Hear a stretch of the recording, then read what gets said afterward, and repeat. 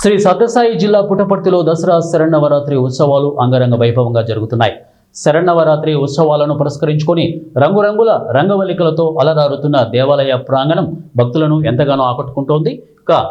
సత్యమ్మదేవి లలితాదేవి అలంకారంలో భక్తులకు దర్శనమిచ్చింది. గ్రామదేవత సత్యమ్మ దీనిని ప్రత్యేక పూలతో అలంకరించింది. ఆలయ పూజారి ప్రత్యేక పూజలు నిర్వహించారు.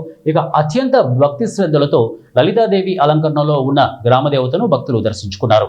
సత్యసాయి బాబా మహాసమాధి దర్శనార్థం వచ్చిన సత్యమ్మని దర్శించుకోవడం ఆనవాయితీగా వస్తోంది.